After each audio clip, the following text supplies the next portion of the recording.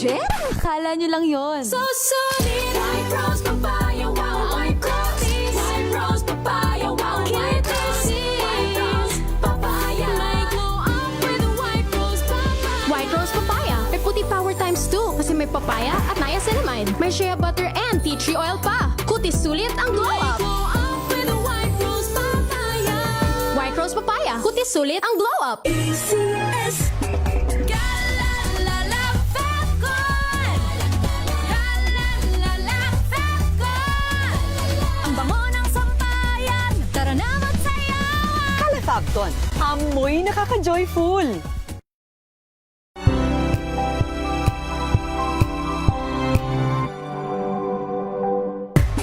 Galalala, Falcon. Galalala, Falcon. Ang bango ng sampayan. Tara na magsayawan. Calefacton, amoy nakaka-joyful.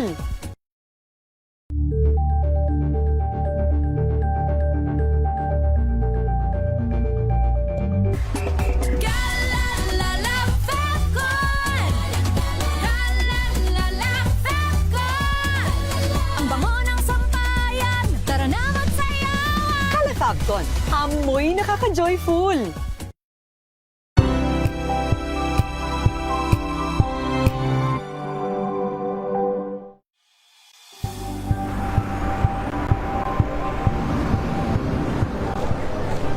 Pa rin ang ating mga eksperto. Dito lang sa Expert Opinion. Ito ang Ito po ang TNVS. Trending and Isang kwento, iba't ibang anggulo. Dito, sa Point of Bawat pananagutan ating tatalakayin dito sa Hoy. Bawal yan. Filipino, dito lang sa Music, Massive Entertainment and Lifestyle. Ito ang MBC TV Network News. Una sa Pilipinas, una sa Pilipino.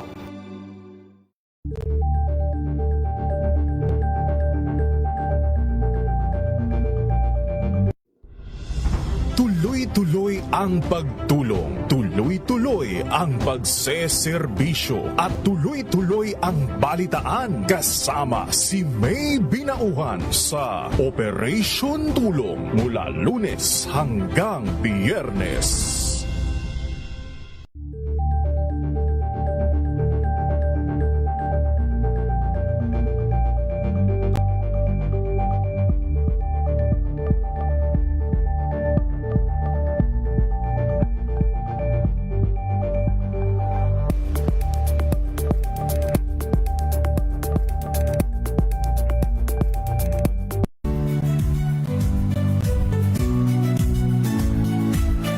Magandang araw mga kaibigan. Ito po ang inyong balerina ng bayan, si Lisa Makuhay Lizalde, na nag-aanyaya sa inyong samahan kami at ang aking mga espesyal na panauhin para sa kalahating oras ng masayang kwentuhan sa aming programang Art to Art, kung saan ang usapang sining at kultura ay para sa lahat. Huwag kaliligtaan, tuwing linggo, alas 3:30 ng hapon, dito lamang sa DZRH Radio, DZRH TV, at via online streaming.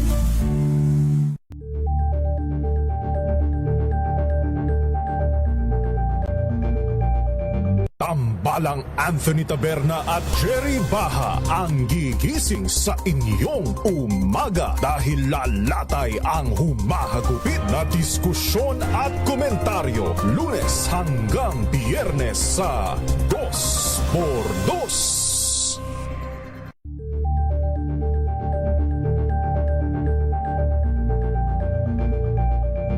Alamin ang mga maiinit na isyung pambayan, mga balitang kailangan mong malaman, usapin sa pamahalaan, politika, ekonomiya at kabuhayan. Ito ang mga dapat mong malaman, pakialaman at pag-uusapan dahil kayo ang tinig ng mamamayan dito sa Damdaming Bayan.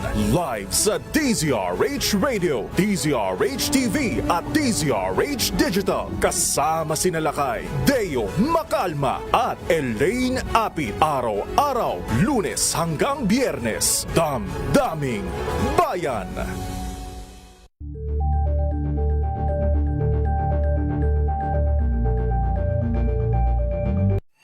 Mga Mga balitang gigising sa inyong umaga. Mga balitang kailangan mong malaman. Mapapakinggan sa ACS Balita sa 2x2. Kasama sina Anthony Taberna at Jerry Baha. Lunes hanggang Biyernes.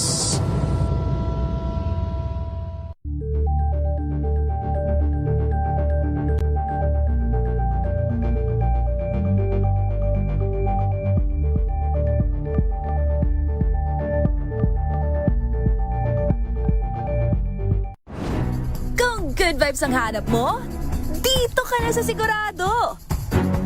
Mula sa mga istoryang nagbibigay ng inspirasyon hanggang sa mga kwentong may dalang solusyon. Mga balitang pampagaan ang pakiramdam at pampaganda ng araw. Hindi lang basta good news, kundi the better news. Mula Lunes hanggang Biyernes, 1:00 ng tanghali sa DZRH TV. News that you were following will be yours tonight. Hatid ng DZRH TNT. Tomorrow's News Tonight. Mga balitang binabantayan. Mga balitang ayaw tigilan ng intriga. Mga balitang patuloy ang pagbabago. Malalaman na tonight with Ray Sibayan. Kisses Habson. TNT. Tomorrow's News Tonight. TNT. Tomorrow's News Tonight.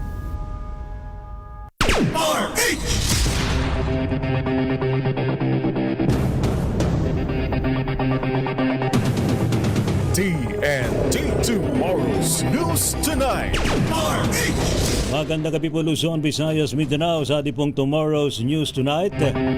Ngayon pong gabing ito ng Martes, 5 sa buwan ng Mayo taong 2026. Sa ating pong headlines, inflation rate na itala sa 7.2%. Pinakamabilis sa nakalipas na 3 taon. Pagsipa ng singil sa kuryente, iimbestigahan ng Senado.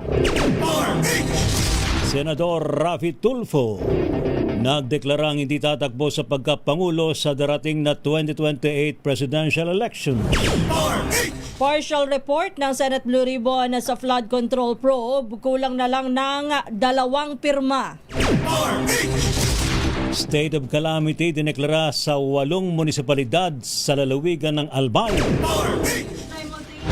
Simultaneous rollout ng libreng bigas sa Metro Manila, kasado na bukas. Panibago namang gas and run incident nangyari po sa Quezon City. Suspect tinutugis pa ng mga otoridad.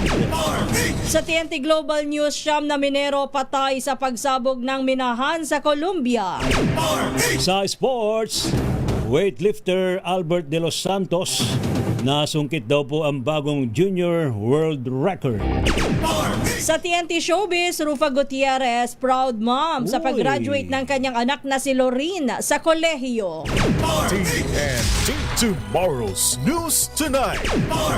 Ano po mga lingkod, sina Ray Sibayan At Kisas Habson. para sa DZRH, una sa Pilipinas. Una sa Pilipino.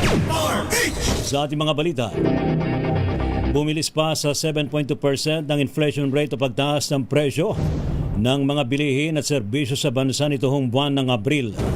Ito po'y mas mataas sa 4.2% inflation rate na naitala nung nakalipas na buwan ng Marso. Ayon po sa Philippine Statistics Authority o PSA, ito na ang pinakamabilis na inflation sa nakalipas na 3 taon. Lumampas din ito sa forecast ng Bangko Sentral ng Pilipinas na 5.6% hanggang 6.4% na inflation rate. Pangunahin daw pong nakapag-ambag dito ay ang pagtaas ng presyo ng langis at mga pagkain, partikular na ang bigas. Sumipa naman ang halos 123%, 123% ang presyo ng diesel, habang halos 60% naman ang itinaas ng presyo ng gasolina. Samantala, ibinida naman ng Department of Energy na matagumpay nilang naiwasan o napigil ang sanay 7 pisong pagtaas sa presyo ng kuryente. Ayon kay Energy Secretary Sharon Garin, ito ay bunga ng mga inisyatibo ng kagawaran bilang bahagi ng kanilang mandato na panatilihing matatag ang supply ng presyo ng enerhiya sa ating bansa. Binigyan din ni Garin na maaari pang bumaba ang singil kung aalisin ang value-added tax o VAT sa kuryente, pero nilinaw ng kalihim na kailangan nitong pag-aralang mabuti dahil hindi ang DOE ang magdedesisyon nito kundi ang mga economic managers at ang Kongreso. Paliwanag pa ni Garin, dapat ay masigurong balanse ang pagpapababa ng electricity costs sa pondo para sa mga serbisyong publiko ng gobyerno. Kaugnay nito ay naghain po ng Senate Bill 2776 si Senador Risa Hontiveros ngayong Lunes upang alisin ang VAT sa electricity system laws na kasalukuyang pinapasan ng publiko. TNT Tomorrow's News Tonight. Imbestiga naman ng Senate Committee on Energy ang biglang pagtaas ng singil sa kuryente matapos naman ng sunod-sunod na reklamo ho ng mga consumer. Ayon po kay Senadora Pia Cayetano, chairperson ng komite, kailangan daw masagot ng mga electric distribution utility kung bakit napakaraming charges o patong na singil sa ating electric bill. Inalimbawa po ng Senadora ang reklamo ng isang consumer na naging 7,000 piso ang kanyang bill noong nituhong Abril mula sa 5,000 piso lamang noong Marso. Katwira naman ng mga distribution utilities, inapruban daw po ng Energy Regulatory Commission o ERC at nakabatay sa umiral na batas ang mga patong na singil sa kuryente. Iginit mo ni Cayetano dahil sa nakataya dito ang interes ng publiko. Isasagawa daw po nila ang pagdinig sa susunod na linggo sa Senate Committee on Energy. Distribution utilities claim that these charges were approved by the Energy Regulatory Commission. For its part, the ERC says that these charges are based on existing laws and taxes. But Mr. President, even when charges are approved and even when they comply with existing laws and regulations, we must still ask, do they continue to serve the best interests of the public? Yan po mga kaibigan si Senadora Pia Cayetano. Samantala, naghain naman ng petisyon ng Consumer Advocacy Group na kuryente.org sa Energy Regulatory Commission upang ipasuspinde ang paniningil ng Green Energy Auction Allowance at Feed-in Tariff Allowance of Fit All. Ayon sa kanilang National Coordinator na si Bas Umali, ito'y upang maibsan ng pasanin ng mga consumers sa mahal na singil ng kuryente habang nasa ilalim ng State of National Energy Emergency ang ating bansa. Binigyan din ni Umali na sa halip na bawasan ng lifeline rate para sa 4Ps beneficiaries, mas makabubuti na kung ang mandatory charges na napupunta sa mga malalaking korporasyon ang aalisin ng gobyerno. Ito po ay suporta para doon sa mga malalaking corporations eh. Tapos tinatarget po natin yung ilang sentimo na pinanggigigilan po natin yung napakaliit na sentimo na binibigay po natin sa 4Ps. Bakit po hindi natin pansamantalang itigil itong binibigay natin doon sa mga malalaking kumpanya? Tumutukoy ang Green Auction Allowance at ang Fit All sa mga mandatory charges na patuloy na pantulong sa paglaganap ng renewable energy. Paglilinaw po ni Umali, kaisa sila sa pagsuporta sa nabanggit na sektor, pero mas napapanahon umanong alalaya ng mga consumer habang may nararanasang krisis dulot ng tensyon sa gitnang silangan. TNT Tomorrow's News Tonight. Suportado naman ng DOE ang panukalang alisin na ang value-added tax sa kuryente para mapababang singil sa mga consumer. Subalit ginit po ni Energy Secretary Sharon Garin, mandato na raw po ng Department of Finance ang desisyon sa suspensyon, removal o implementasyon ng anumang tax measure. Nasa DOF na rin anyang bola para magsagawa ng assessment o review sa panukala tungkol dito. Ipinaubay na rin ng Energy Secretary sa DOF ang pagsusuri sa magiging overall impact o epekto daw po ng VAT removal sa ating ekonomiya at mga serbisyo ng gobyerno. Opisyal nang nagpahayag si Senador Raffy Tulfo na wala siyang balak tumakbong presidente sa darating na 2028 elections. Reaksyon ito ng senador sa pinakahuling survey na nagpapakitang tabla sila ng rating ni Vice President Sara Duterte sakaling magkaroon ng one-on-one presidential race. Git ni Senador Raffy, ayaw niyang maggaya sa iba pang opisyal na matapos ang isang termino lamang sa Senado ay agad na sumabak sa mas mataas na posisyon at kalaunan ay nabigo.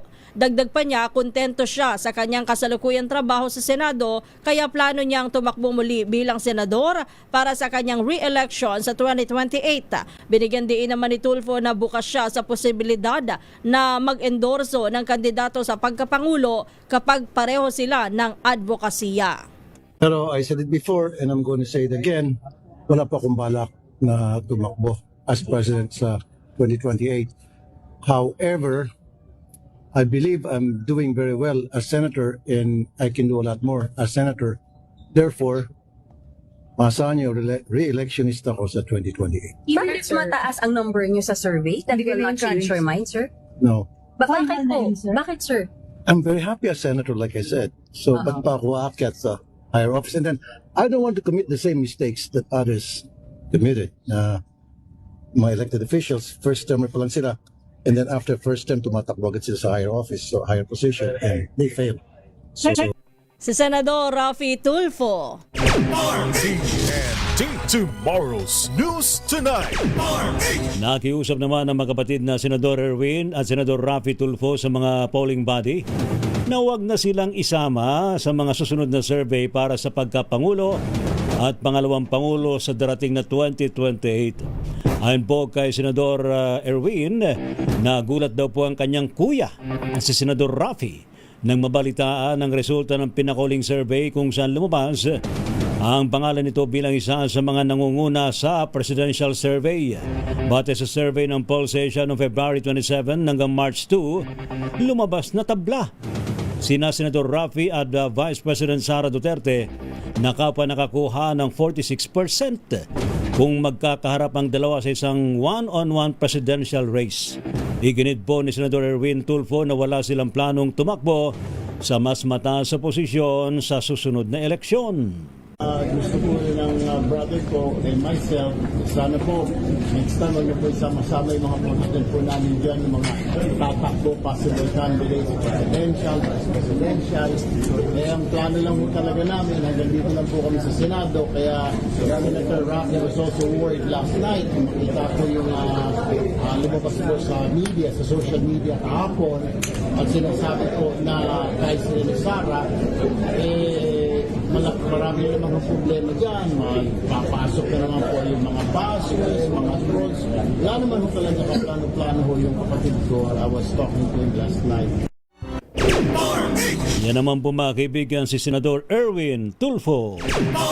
Samantala, ang pinaka-qualified para kay Caloocan 2nd District Representative Egay Erice na maging Pangulo sa 2028 elections ay si dating Interior and Local Government Secretary Mar Rojas. Sa panayam sa programang Damdaming Bayan, sinabi ni Erice na si Rojas ang may kakayahan na mamuno sa bansa tungo sa kaunlaran. Ayon kay Erice, napapanahon na para ang piliin ng mga Pilipino ay isang leader na qualified o nararapat na maging Pangulo at hindi na lamang base sa popularidad. Nakita naman namin noong 2010 to 2016 ay umangat yung bansa natin. After 9 years naman, Duterte, Marcos, bagsak ang Pilipinas. Dati tayo rising economic tiger, ngayon, sick man of Asia ulit. Parang gano'n. So, ibig sabihin, ba't di natin ibalik yung swerte? At kailangan natin talaga yung continuity ng good governance. At isa sa pinaka-competent, pinaka-qualified yan, si Mar Rojas. Si Caloocan 2nd District Representative Egay Erice. RTNT Tomorrow's News Tonight. tayong problema, pinag-uusapan na kagad ng politika. Diyos mio Oo, naman. saka na yan. Ay, samantala, sa di pa rin po mga balita, sinopla ng Malacanang ang pahayag naman ni Vice President Sara Duterte na ipinagdarasal nitong mayroong presidential election sa 2028. Iginit po ni Palace Press Officer Claire Castro na intriga lang at walang basehan ng pagdududa ni VP Sara sa pagkakaroon ng eleksyon. Pinagpa ni Castro na makikita naman sa pagsagot ng pangalawang Pangulo na nangingiti ito kaya baka raw natatawa sa kanyang sinasabi. Dagdag pa ng Palace official, abogado naman daw po si VP Sara at mainam na i-review nito ang ating saligang batas dahil sa mukha umunong ipinapakita lang niya ang pagkasabik sa darating na national election. Samantala, bibigyan ng sapat na oras ang higit 300 miyembro ng Kamara para basahin ang articles of impeachment ni Vice President Sara Duterte bago ito pagbotohan sa plenaryo. Target ng Kamara na matalakay at pagbotohan ito sa May 11 kung saan 1/3 votes ang kinakailangan para maitawid sa Senado. Ayon kay Justice Chair Jervil Luistro, sa sandaling mai-refer na ito sa Committee on Rules, agad na bibigyan ng kopya ang bawat miyembro ng Kamara. Sa panig ni Senior Deputy Majority Leader Lawrence Defensor, marami pang pumanig sa Vice Presidente pero nasa kanila kung nasa kanila na ito kung paano ipapaliwanag sa kanilang nasasakupan. Una nang sinabi ng NUP na galangin ang anumang desisyon ng kanilang kongresista pabor o hindi man sa impeachment. TNT Tomorrow's News Tonight. Samantala sa iba pang balita, inamin ho ni Pangulong Ferdinand Marcos Jr. na halos 3 taon na silang hindi raw nag-uusap ng kanyang ate, kanyang kapatid na si Senadora Amy Marcos. Ayon po kay Palace Press Officer Yusek Claire Castro, ito po itugon ng Pangulo kasunod ng pahayag ng Senadora na non-existent na ang relasyon nilang magkapatid. Kinumpirma rin mismo ng Pangulo na hindi na dumadalo si Senador Amy sa mga pagtitipo ng pamilya sa nakalipas ng mga taon. Hindi na raw nagbigay ng dagdag detalye ang Malacanang tungkol sa dahilan ng hindi pag-uusap ng magkapatid na Marcos. He said, yes, they haven't spoken for almost 3 years. She has not been attending family gatherings, family events. So yun po ang sagot na to. At yan po si Yusek Claire Castro. Kulang na lamang ng 2 pirma upang opisyal naman na ma-sponsoran sa plenaryo ng Senado ang partial committee report ng Blue Ribbon Committee tungkol sa maanomalyang flood control projects. Ayon kay Senate President Pro Tempore Panfilo Ping Lacson, chairman ng komite, 7 pa lamang sa mga miyembro ang lumagda sa nasabing ulat. Sa kanyang privilege speech, sinabi ni Lacson na si Senador Raffy Tulfo ang pinakahuling pumirma sa ulat. Bukod kay Lacson, Tulfo at kay Senador o Senate President Tito Soto, kabilang din po sa mga lumagda sina Senators Erwin Tulfo, Risa Hontiveros, Bam Aquino at Kiko Pangilinan.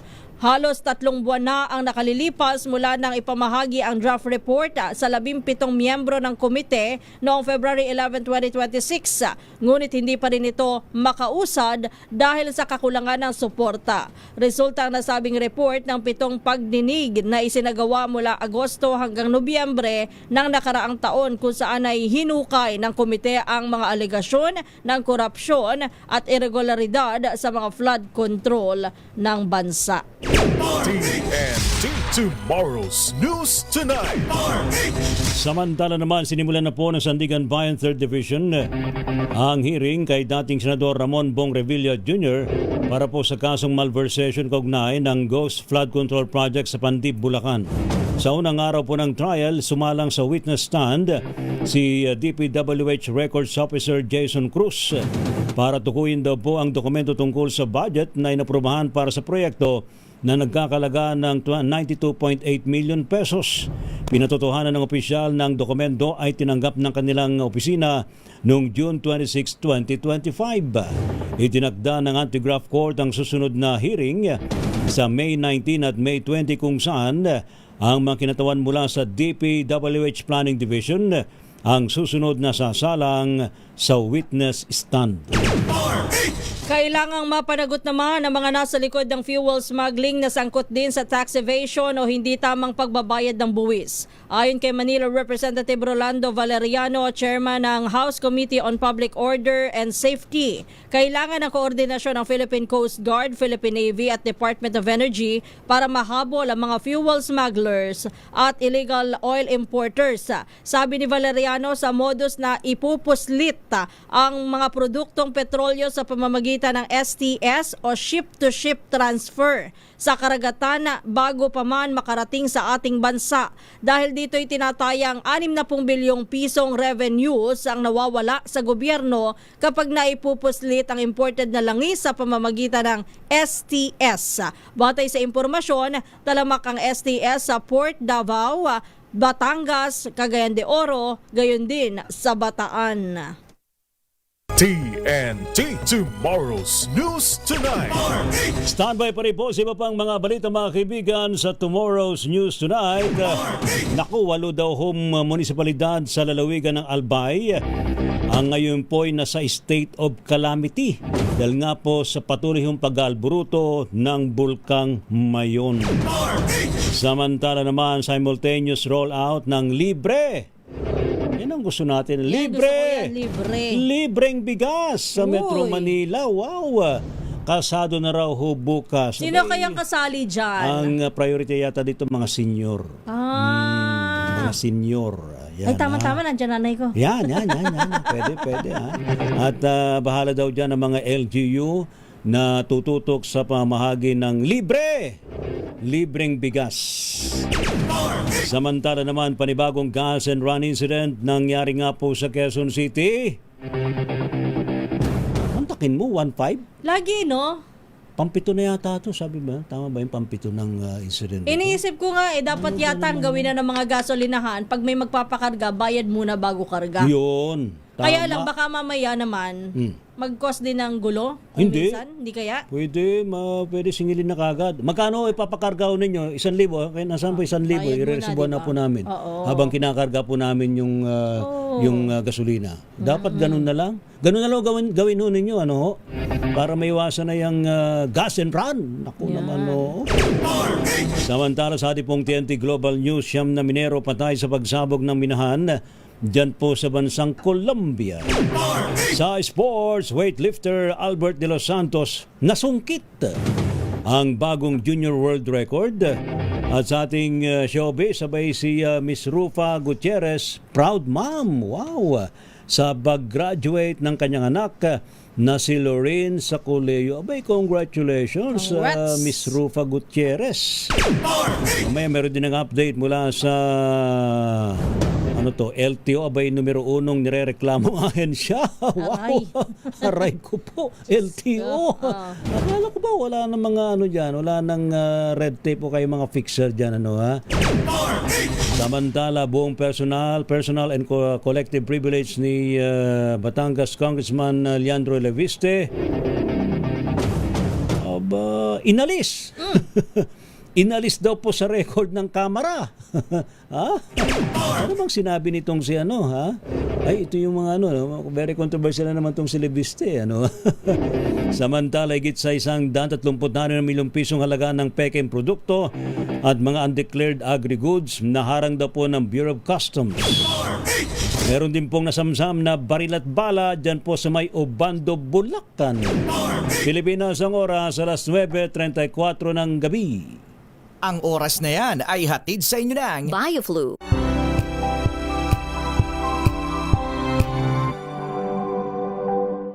Maulan man, no worries na amoy kulog ang damit. Charm Fab Con, bangong kumakabloom, tanggal amoy kulog sa bango ng Charm. Kaya gamit ko, Charm Fab Con with Bloom Fresh technology. Kills 99.9% of kulog-causing bacteria. May aroma burst pa of thousands of flowers and berries. Ang sampay sa loob, no amoy kulob. Bangong kumakabloom sa Charm. Charm Fab Con. ACS.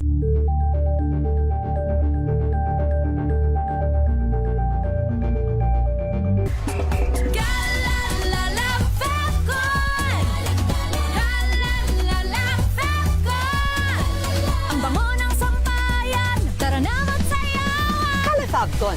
Amoy nakaka-joyful.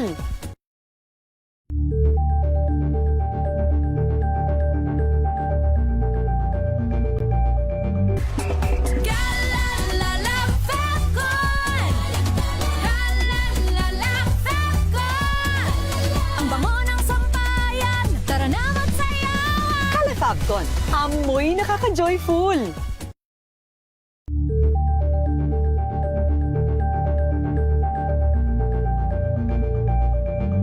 Hello, Washi! Laundry day na naman! Yay! Anong meron? Mancha ng chocolate, putik, may libag pa! Kaya natin yan! With Pride Washing Machine Detergent, may triple stain-away formula. Tanggal ang makapit, madikit, at malupit na dumit mancha. Kaya easy-easy ang labada. Mula noon hanggang ngayon! All you need is pride. All you need is pride. ACS.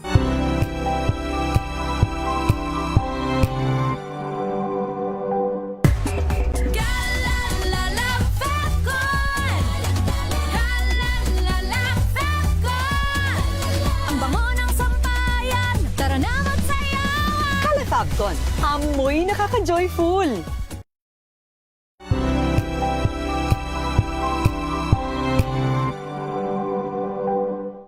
Maagang balitaan, maagang usapan sa mga issue at balita. Kasama si Kuya Angelo Palmones sa Magandang Umaga Pilipinas. Mula Lunes hanggang Biyernes. Number 1 na naman ang inyong DZRH sa latest survey ng Kantar Media na inilabas nitong January 2026. Hindi lang sa Metro Manila, kundi pati rin sa Mega Manila. Patunay na DZRH lang ang inyong tunay at totoong pinagkakatiwalaan. Taos-puso po kaming nagpapasalamat sa inyong patuloy na pagtitiwala dahil ang DZRH, una sa Pilipinas, una sa Pilipino. Saan ka man sa mundo, tayo Pilipino. We've got you covered. From the hottest hits, exclusive interviews, kilig to the bones fan meet experience, and hataw performances of your favorite stars. Saturdays, 12 noon, dito lang sa DZRH TV.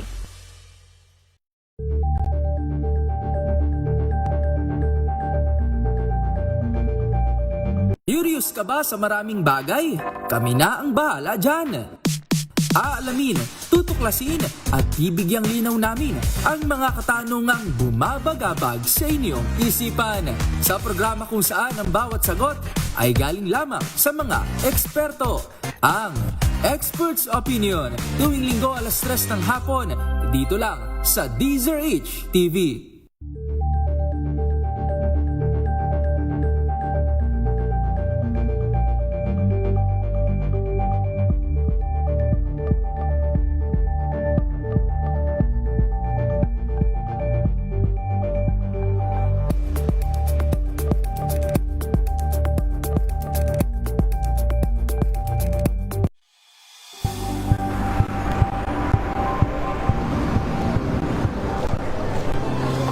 Mga eksperto, dito lang sa Expert Opinion. Ito ang Ito The po Better ang News. TNVS, Trending and Isang Value Show. kwento, iba't ibang anggulo. Dito sa Point of Bawat pananagutan ating tatalakayin dito sa Hoy. Bawal yan. Filipino, dito lang sa DZRH. Matchable routine and lifestyle. Ito ang MBC TV Network News. Una sa Pilipinas, una sa Pilipino.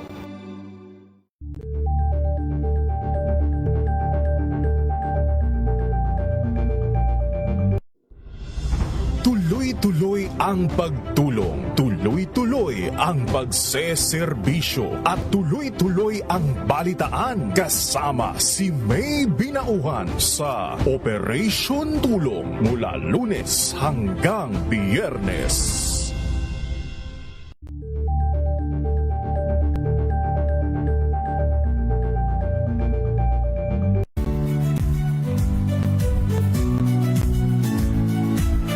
Magandang araw mga kaibigan. Ito po ang inyong balerina ng bayan, si Lisa Macuhay Elizalde, na nag-aanyaya sa inyong samahan kami at ang aming mga espesyal na panauhin para sa kalahating oras ng masayang kwentuhan sa aming programang Art to Art, kung saan ang usapang sining at kultura ay para sa lahat.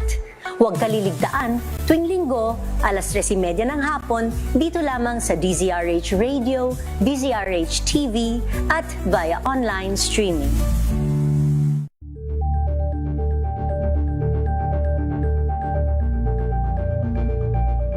Tambalang Anthony Taberna at Jerry Baha ang gigising sa inyong umaga dahil lalatay ang humahagupit na diskusyon at komentaryo Lunes hanggang Biyernes sa 2x2.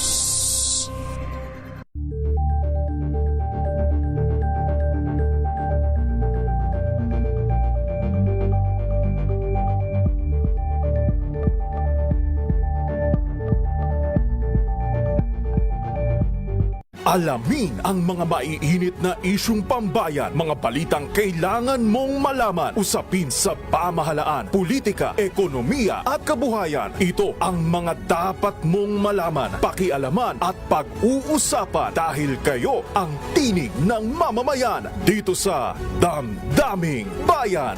Live sa DZRH Radio, DZRH TV at DZRH Digital. Kasama sa Ray Sibayan at Kisas Habso. Para sa DZRH, una sa Pilipinas. Una sa Pilipino.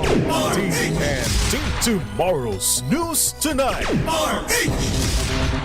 Update muna mula sa Malacanang. LTO numero 1 umanong nirereklamo ng ahensya ng gobyerno. Ayon po yan mismo sa Anti-Red Tape Authority. Report mula kay RH14 Let Narciso Mislet.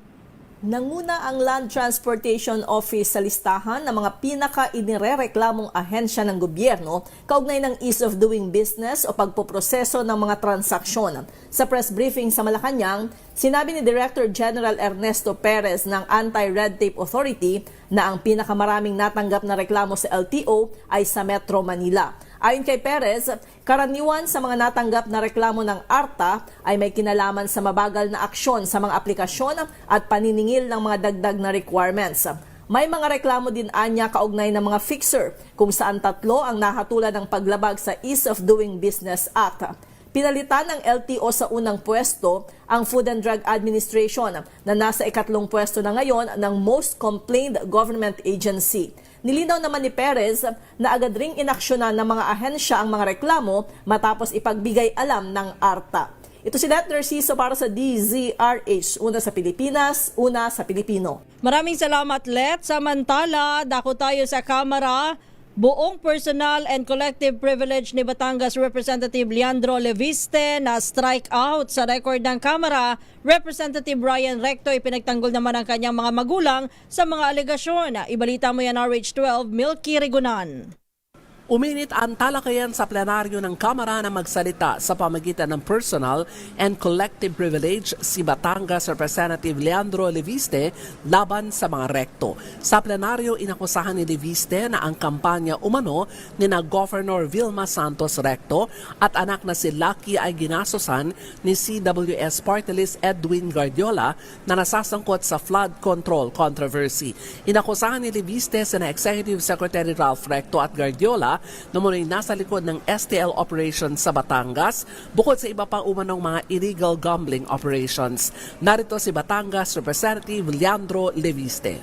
Habang nasa kabinete ng Republika ng Pilipinas si Secretary Recto, mayroon bookies o second table ang refresh sa kanyang sariling lalawigan. Kaya nananawagan din ako sa Kongreso na imbestigahan ang operations ng Refresh Gaming Corporation sa Batangas. Ang mga politiko sa Batangas ay maaaring tumestigo na dahil si Governor Vilma Santos ay nasa Kapitolyo, si Executive Secretary Ralph Recto sa Malacanang, at suportado sila ni Congressman Garjola, kompleto ang makinarya para gawing negosyo ang Batangas. Marami pang mga alegasyon si Reviste laban sa pamilya Recto pero hindi ito pinalagpas ni Batangas Representative Ryan Recto. Ayon kay Recto, huwag gamitin ang plenaryo para manira sa mga alegasyon na walang basihan. Narito si Batangas Representative Ryan Recto. Let it be a reminder that Executive Secretary Ralph Recto has served as congressman and senator for decades, representing not only Batangas, but also the broader interests of the Filipino. And same goes for Governor Vilma Santos Recto. Mr. Speaker, and to all my colleagues here and to the general public, let us just focus on the facts and let us uphold the process. And most of all, let us keep our focus on our constituents and serve them with integrity. And on the subject of VAT, pagdebatihan po natin yan dito sa Kongreso. It is not the job of the executive, but our job as legislators, and we're always open for that. Thank you, Mr. Speaker. Mr. Speaker, may I respond? Tumayo rin sa plenaryo sila Representatives Leila de Lima, Janet Guerin at Deputy Speaker J.J. Suarez at pinagbotohan na strike out o alisin ang mga sinabi ni Reviste sa record ng plenaryo. Ayon sa mga mababatas, kung merong basehan ang alegasyon ni Reviste, hindi sa plenaryo kundi magsampa ng kaso sa proper forum. Ako si Milk Reguna nagulat para sa DZRH, una sa Pilipinas, una sa Pilipino. TNT Tomorrow's News Tonight. Thank you, Milky. Samantala naman, higit daw po sa may 136 na milyong pisong halaga ng peking produkto at mga undeclared agri-goods na harang daw po ng Bureau of Customs. Report mula kay RH27, Noche Kakas, Noche. Lakay Ray at Kises, naharang ng Bureau of Customs ang 25 container na may lamang na undeclared agricultural products at mga peking produkto sa Port of Manila. Aabot sa 136.92 million ang halaga ng misdeclared, regulated at prohibited goods na galing ng China. Nakadeklara umano ang produkto na plastic racks, ngunit nang sumailalim sa physical examination, may mga lamang undeclared items gaya ng bigas at asukal na may halagang 18.134 million. Maging ang mga intellectual property rights goods na may halagang 59.3 million used at looting at iba pa. Binigyang din ni BOC Commissioner de Bosbuseno ang pinaigting na pagsikap naman ng kawanihan sa pagpapatupad dahil inilagay umano nito sa panganib ang mga Filipino consumers at mga lehitimong negosyo dahil sa mga fake products. Samantala, Lakay Ray at Kises, hindi pa rin madadaanan, hindi pa rin makakadiretso itong mga sasakyan papuntang Taytay Rizal, vice versa. Ito ay dahil sa patuloy pa rin kinukumpuni ang nabuwal na poste ng kuryente sa may Sandoval Avenue kanto ng Centennial 1 sa barangay Pinagbuhatan sa lungsod ng Pasig. Gayon din, wala pa rin supply ng kuryente ang ilang lugar dahil sa nasirang linya. Pasado 2:00 ng hapon kanina nang masabitan ng mixer truck ang ilang mga kawad na nakasampay naman patawid sa mga bahay. Ilang individual na may online tab ang kamot-ulo ngayon dahil sa nasirang koneksyon ng mga telephone companies. RH27, Noche Kakas, DCRH, una sa Pilipinas, una sa Pilipino. Maraming salamat, Noche Kakas. Standby lang, Tata Feds. Aarangkada bukas, May 6, ang pamamahagi ng libreng bigas sa Metro Manila sa pamamagitan ng Local Government Support Fund. Kinumpirma sa DZRH News ni San Juan City Mayor at Metro Manila Council President Francis Zamora ang simultaneous rollout ng biyayang bigas sa iba't ibang lokal na pamahalaan sa NCR. Sa ilalim ng programa, tatanggap ng 10 kilo na bigas ang mga benepisaryo ng 4 na beses sa buong taon ngayong Mayo, sa Hulyo, Setyembre at sa Nobyembre. Sabayan din itong isasagawa sa iba pang mga LGU sa Kamaynilaan pero nakadepende sa mga ito ang ipaprioridad na grupo. Una nang nagbaba ng pondo ang national government sa mga LGU para magsilbing frontliner pagdating sa infrastruktura at bigayan ng mabilisang ayuda tulad ng bigas. Sana all! TNT Tomorrow's News Tonight. Samantala, update muna mula kay Ka-Feds Manalili. Baril at bala na samsam daw po sa search warrant na operation dyan po sa may Ubando, Bulacan. Go ahead sa iyo report, Ka-Feds. Yes, Ray, at cases, Himas Reyes nga, ang isang 39 years old na lalaki ang ito'y posasan ng mga otoridad ng Ubando PNP nang ito'y makumpiskahan ng baril at sa kanya mismo sa kanyang tahanan sa may area ng Purok 3, Barangay Binuangan, Bayan ng Ubando, Bulacan, alas 11:40 ng gabi.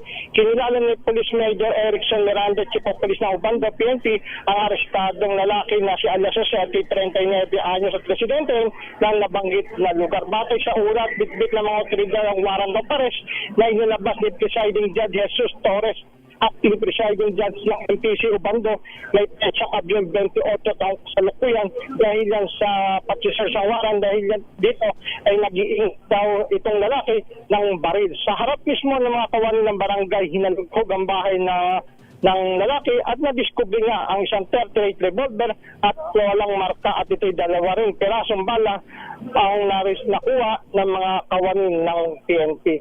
Kaya sa ngayon nagresulta ng pagkaposas ng suspek at makulong sa Ubando PNP. Nakapit na nga sa Ubando PNP ang itong suspek at naharap ito sa kasong RA 10591. Federico Manalili para sa Bisa Rechula sa Pilipinas, una sa Pilipino.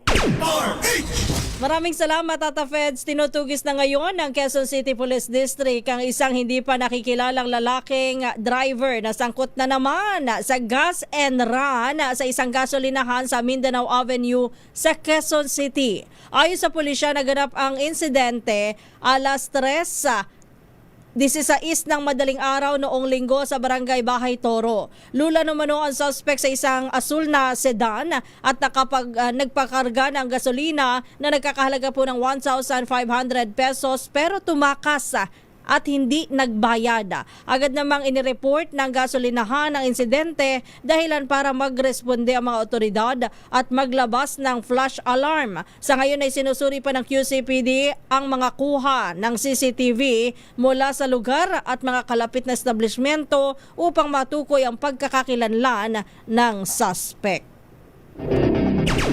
TNT Tomorrow's News Tonight.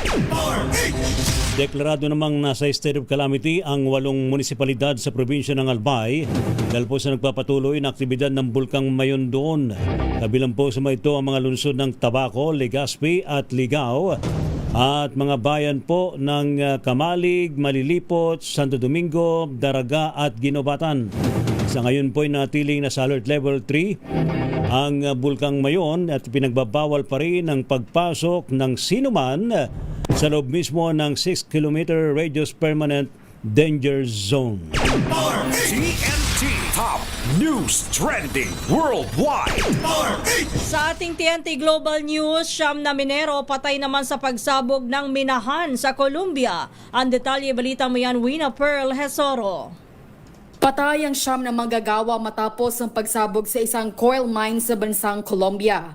Ayon sa ulat, naganap ang insidente sa Lucky Escuda Mine sa lalawigan ng Cundinamarca kung saan 6 naman sa kanilang kasamahan ang sugatan at agad dinala sa ospital para gamutin. Pinaniniwala ang sanhi ng pagsabog ang pag-ipon ng mga gas sa loob ng minahan, kabilang na ang methane na maaaring maging delikado kapag sumobra ang konsentrasyon. Nauna nang nagbabala ang National Mining Agency ng Colombia tungkol sa panganib sa lugar at nagrekomenda ng mas mahigpit na safety measures matapos ang isinagawang inspeksyon noong buwan ng Abril. Sa ngayon, patuloy ang investigasyon sa naturang aksidente. Para sa TNT Global News, ito si Wina Perlasoro ng DZRH. Una sa Pilipinas, una sa Pilipinas. Thank you, Wina Perlasoro. Sa ating pong sports mga kaibigan, weightlifter Albert De Los Santos, abay nasungkit daw po ang bagong junior world record. Report mula kay Kyle Bullas. Kyle. Hindi lamang 2 gintong medalya ang nasungkit ng 19 anyos na weightlifter na si Albert De Los Santos sa ginanap na IWF World Junior Championship sa Egypt dahil binasag din nito ang sarili nitong junior world record. Una itong nagbuhat ng 175 kilograms para sa clean and jerk upang masungkit ang titulo. Dinagdagan pa ito ni De Los Santos ang 12 kilos at matagumpay na nabuhat ang 187 kilograms para makuha ang world record. Nasungkit ni De Los Santos ang overall title para sa men's 71 kg division sa kanyang combined total score na 326 kilograms. Plano ngayon ni De Los Santos na mamayagpag sa gaganapin namang Asian Games at Senior World Championship sa Japan at China. Para sa TNT Sports, ito si Kyle Pulias ng Deezer H. Una sa Pilipinas, una sa Pilipino. At sa showbiz, Rufa Gutierrez, proud mom sa pag-graduate ng kanyang anak na si Lorin sa kolehiyo. Ang detalye balita mo yan, Don Carlos. Proud na proud ang aktres na si Rufa Gutierrez na magmarcha ang kanyang anak sa Pepperdine University sa Los Angeles, California. Graduate ang anak ni Rufa na si Lorin sa kursong Arts in Advertising sa Sabre College na ibinida pa ang Philippine flag sa kanyang graduation fit. Saad ng aktres sa kanyang Instagram post, hindi lang ito achievement ng kanilang pamilya pero achievement din ng mga sumuporta sa kanyang anak. Nagpasalamat naman si Lorin sa pagmamahal at suporta na natanggap niya mula sa kanyang pamilya, kaibigan at sa Pepperdine community. Si Lorin ang isa sa anak ni Rufa sa Turkish businessman na si Yilmaz Bektas. At yan ang shining na balita para sa TNT Showbiz. Ito si Don Carlos ng Deezer H. Una sa Pilipinas, una sa Pilipino. Thank you, Don Carlos. TNT Tomorrow's News Tonight. Uy, nakikiramay muna tayo, partner, ha? Oo. Doon sa pamilya Bartolome. Ayan. Yes, doon sa pagpanaw ni Miss Nicar. Nicar ba ang pangalan, no? Oo. Yung anak ni dating PNP Chief Yes. Nick Bartolome. Oo. Ayan. Sir, kami ho'y nakikiramay sa inyo. Kasama na rin sana si Els Bartolome. Si Sir Els Ayan. Bartolome, ha? Our condolences po. Yes. Salamat to sa matumutok po sa ating balitan, mga kaibigan, sa Tomorrow's News Tonight. Thank you sa buong pwersa ng DZRH News Team. Inyo po mga lingkod, sina Ray Sibayan. At Kisas Habson. Para sa DZRH, una sa Pilipinas. Una sa Pilipino. Pilipinas ang oras, 2 minutes bago sumapit ang alas 10 ng gabi. DZRH number 1 na naman sa Metro Manila, pati rin sa Mega Manila.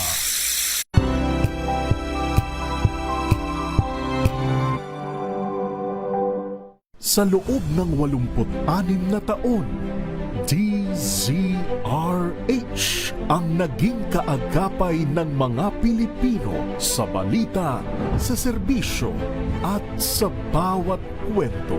86 na taon ng tiwala at sa mga darating pang taon, mas pinalakas at mas pinagtibay para sa Pilipino.